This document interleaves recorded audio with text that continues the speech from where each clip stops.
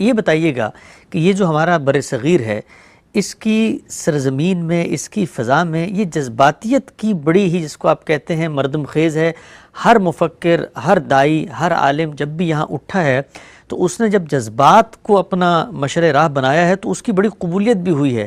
یہ ہمارے خطے میں یہ جذباتیت اتنی کہاں سے آ گئی کہ جس کو بھی ہم دیکھتے ہیں وہ بجائے استدلال کے، دلیل کے، کسی چیز پر لوگوں کو قائل کرنے، کیونکہ اپنا نقطہ نظر اس امکان کے ساتھ بیان کرنے کے کہ اس میں غلطی کا امکان بھی ہو سکتا ہے، لوگوں کے جذبات سے کھیلتے ہیں. اور یہ نقطہ بھی ہم سے بیان فرمائیے گا کہ جب یہ مفکر، دانشور لوگ اپنی کتابوں میں، اپنے خطبوں میں، اپنی تقریروں میں جذبات لے آتے ہیں تو ان کے لیے تو وہ چند لمحوں کی بات ہوتی ہے، لیکن وہ جو قوم کے اندر ایک چنگاری بھڑک اٹھتی ہے اور اس کے ساتھ جو انتشار پھیلتا ہے اور صدیوں تک اس کا ایک اثر رہتا ہے، وہ کس قدر مہلک اور خطرناک ہوتا ہے. اس میں کیا شبہ ہے، لیکن یہ سمجھ لیجئے کہ قوموں کے پس منظر، ان کے موسم، ان کے علاقے، ان کی تاریخ، یہ سب انسانی نفسیات کی تشکیل میں اپنا کردار ادا کرتی ہے. اچھا.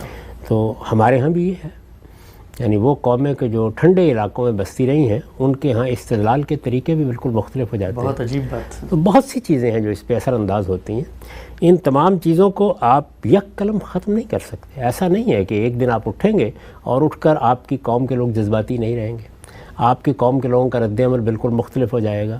یہ ضروری نہیں ہے، ضروری کیا بلکہ ناممکن ہے کم و بیش. تو اس لیے جو کچھ آپ کو میسر ہے اس کی تہذیب کرنے کا کام کرنا ہے. جن جگہوں پر لوگوں کا عمومی مزاج استدلال کا ہوتا ہے، وہ ٹھنڈے دل و دماغ کے ساتھ تجزیہ کرتے ہیں، ان کے رد عمل میں جذباتیت نہیں ہوتی، ان کے ہاں اس طرح کے الفاظ بہت نہیں بولے جا رہے ہوتے، یہ حمیت ہے، یہ غیرت ہے اور یہ فلاں ہے. ان کے ہاں جس وقت اختلاف ہوتا ہے تو اس کا لازمی نتیجہ یہ نکلتا ہے کہ وہ استدلال میں ڈھلنا شروع ہو جاتا ہے.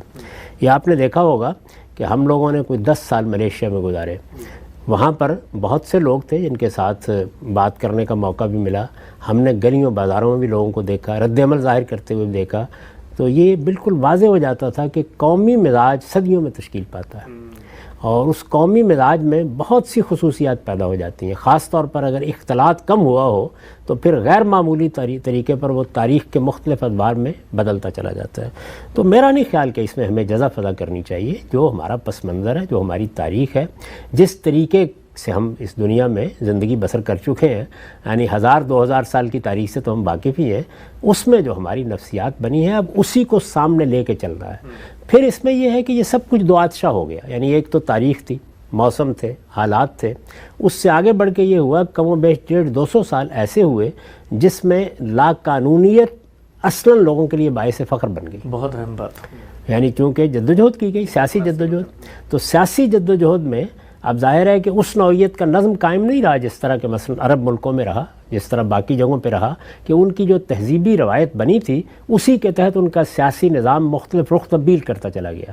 تو ہمارے ہاں چونکہ یہ معاملہ ہوا، اس میں جلسے ہو رہے ہیں، جلوس ہو رہے ہیں، لوگ باہر نکل رہے ہیں، بڑے بڑے خطیب ہیں جو ان کا خون گرم آ رہے ہیں، اور اس میں اصل تعلیم کس چیز کی دی جا رہی ہے؟ وہ ہے لا قانونیت. یعنی کوئی ضروری نہیں کہ آپ قانون کی پابندی کریں. یہ جو قانون کی پابندی ہے یہ اصل میں بہت بڑی چیز ہے. یعنی اگر کسی قوم کے ہاں ایک بار آپ اس کو ختم کر دیں، اس کو واپس لانا بہت مشکل کام ہوتا ہے. اس لیے میں یہ سمجھتا ہوں کہ کسی حال میں بھی کسی بڑے لیڈر کو، رہنما کو، خواہ اس کے سامنے کتنا بڑا مقصد ہو، اپنے پیروکاروں کو قانون ہاتھ میں لینے کے لیے آمادہ نہیں کرنا چاہیے. پیغمبروں کی پوری جدوجہد کو اگر آپ دیکھیں تو نازک سے نازک حالات میں بھی وہ گریز کر جائیں گے، لیکن قانون کبھی ہاتھ میں نہیں لیں گے. کوئی ایک مثال بھی آپ کو پوری انبیاء کی تاریخ میں نہیں ملے گی. قانون ہے کیا؟ یہاں یہ سوال نہیں وہ صحیح ہے یا غلط ہے. یعنی ایک سوسائٹی نے اپنے نظم کے لیے کچھ قاعدے بنا دیے ہیں. اب وہ کیا ہے؟ وہ اصل میں جس کو ہم قانون کہتے ہیں وہ باہم ایک دوسرے کے ساتھ معاملہ کرنے کا ضابطہ اخلاق بن گیا. برا ہے، بھلا ہے، اس میں تبدیلی آتی ہے یا آنی ہے یا تبدیلی لانی ہے، وہ ایک الگ بحث ہے. وہ موجود ہے. جب وہ موجود ہے تو آپ کو اس کے اندر کھڑے ہو کر اپنے لیے راستہ نکالنا ہے ہر حال میں. اور اگر کسی موقع کے اوپر وہ صورت پیدا ہو جاتی ہے جس کو قرآن نے بیان کیا ہے کہ ایک طرف اللہ کا حکم ہے اور ایک طرف قانون ہے، تو وہاں تو ہم اللہ کے حکم کو ترجیح دیں گے اور وہ ترجیح دے کر اپنی جان دے دیں گے. یعنی وہاں پر بھی کوئی تشدد نہیں اختیار کریں گے، وائلنس نہیں اختیار کریں گے، دوسروں کے لیے خطرہ نہیں بنیں گے. لوگوں کی جان مال آبرو کے مقابل میں نہیں آئیں گے، کوئی فساد نہیں پیدا کریں گے، جان دے دیں گے کہ ہمارے رب کا حکم ہے، اس وجہ سے ہم اس پر قائم ہیں۔ لیکن اس طرح کے مواقع تو شاذ آتے ہیں۔ عام طور پر جو قوانین ہوتے ہیں، اور یہ میں عرض کر دوں کہ اس کا مطلب یہ نہیں کہ قانون غلط ہے یا صحیح ہے، مطلب یہ ہے کہ میں اگر اس قانون پر عمل کروں تو مجھے اپنے پروردگار کی نافرمانی کرنی پڑے گی۔ یہ صورت پیدا ہو تو پھر ہم کو یہ کہا گیا ہے کہ لا طاعۃ لمخلوق فی معصیۃ الخالق۔ ہم مسلمانوں کو ہمارے پیغمبر نے پھر یہ ہدایت کی ہے، اور قرآن مجید بھی یہی بات کہتا ہے۔ والدین تک جیسی ہستی کے بارے میں یہ کہتا ہے کہ اگر وہ کسی غلط کام کے لیے کہتے ہیں تو تم وہ نہیں کرو گے۔ تو غلط کام نہ کرنا ایک اور چیز ہے، اور جو قانون موجود ہے وہ قانون آپ کی پارلیمنٹ نے بنا دیا، وہ قدیم زمانے کے احوال کے مطابق بن گیا۔ ہمارے ہاں جس طریقے کی تاریخ رہی ہے اس میں ہمارے فقہاء نے قانون سازی کی، ہمارے ہاں کی بادشاہتیں بھی بالعموم اس کی پابندی کرتی تھی، اس کے قاضی اچھے تھے برے تھے جو کچھ بھی تھا، قانون کی پابندی پر سوسائٹی کا نظم کھڑا ہوتا ہے۔ یہ جو جس کو ہم دستور اور آئین کہتے ہیں وہ بھی کیا ہے؟ وہ قانون کی ایک بالاتر صورت ہے، یعنی ایک ایسا قانون ہے کہ جو اوپر کی سطح پر جا کر یہ فیصلہ کرتا ہے کہ اقتدار کا مجموعی عمل کس طریقے سے ہوگا۔ اس کے نیچے پھر ظاہر ہے کہ جزوی قوانین آ جاتے ہیں، جس میں کوئی چوری کی سزا ہے اور کوئی ڈاکے کی سزا ہے، اسی طریقے کے مالیات کے قوانین ہے، ٹریفک کے قوانین ہیں، وہ نیچے آتے چلے جاتے ہیں۔ تو قانون کی اس طرح پابندی کرنا کہ آپ قانون کی بات کو اللہ اور رسول کا حکم سمجھیں، یہ چیز ہے کہ جس کو ہمیں اپنے لوگوں کے اندر پیدا کرنا چاہیے۔ جس وقت وہ جو میں نے پہلے بات کہی کہ ہمارے دانشور یہ فیصلہ کر لیں گے کہ وہ علم اور استدلال کا طریقہ اختیار کریں گے، یہ فیصلہ کر لیں گے کہ ان کے ہاں تہذیب اور شائستگی ہوگی۔ کوئی سیاسی گفتگو ہو رہی ہے، دیکھا آپ نے سیاسی گفتگویں ہوتی ہیں، کیا لب و لہجہ ہم اختیار کر لیتے ہیں، کس طرح سے ایک دوسرے کے گریبان پکڑ رہے ہوتے ہیں، کس طرح سے ایک بات بالکل بدیہی ہوتی ہے، سامنے کی بات ہوتی ہے لیکن ماننے سے انکار کر دیتے ہیں۔ میں ایک موقع کے اوپر ایک اچھے شخص کی بات سن رہا تھا جو اپنی سیاسی جماعت کی نمائندگی کر رہے تھے، ابھی چند دن پہلے کی بات ہے۔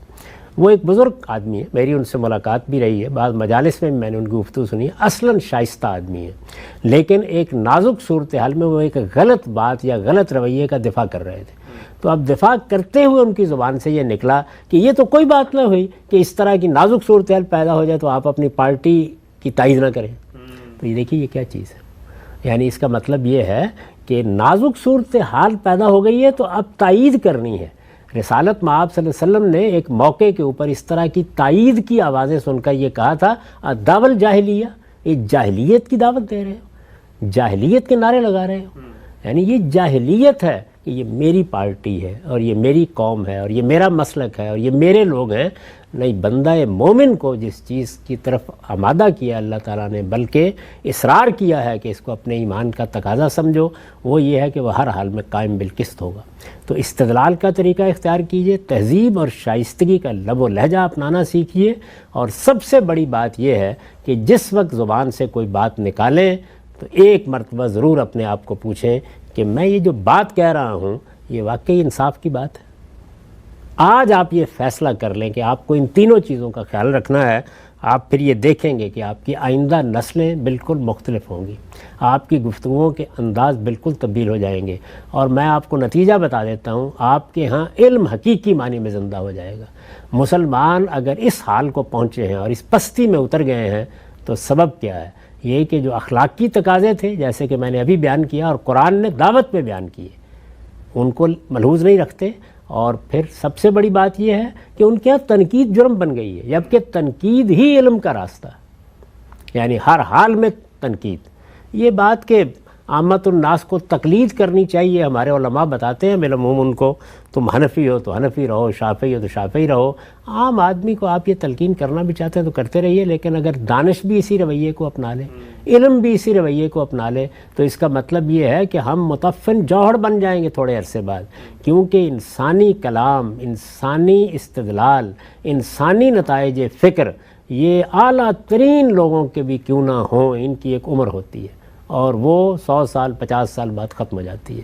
یہ صرف اللہ کی کتاب اور اللہ کے پیغمبروں کا علم ہے کہ جس کے اندر ابدیت ہے، اور جو قیامت تک اسی طرح زندہ رہے گا۔ اس علم کو سمجھنا، اس کی روشنی میں اپنے تمام معاملات کو انجام دینا، کاش ہمارے ہاں دانش کو بھی اس کی توفیق ملے، علم کو بھی اس کی توفیق ملے، عام لوگ بھی اسی کو اپنا رہنما بنائیں.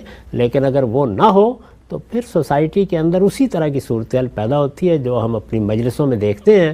اور بعض موقعوں پر میں آپ سے سچ عرض کرتا ہوں کہ یہ اندازہ ہوتا ہے کہ کوئی شریف النفس آدمی اس مجلس میں گفتگو نہیں کر سکتا. ٹھیک، خان صاحب بہت ہی اہم نکات سامنے آئے ہیں اس پورے پس منظر میں کہ پاکستان کی صورتحال میں جو انٹلیکچوئلز ہیں، رائے ساز ہیں، کیسے کوئی تبدیلی کا لاہ عمل مرتب کر سکتے ہیں.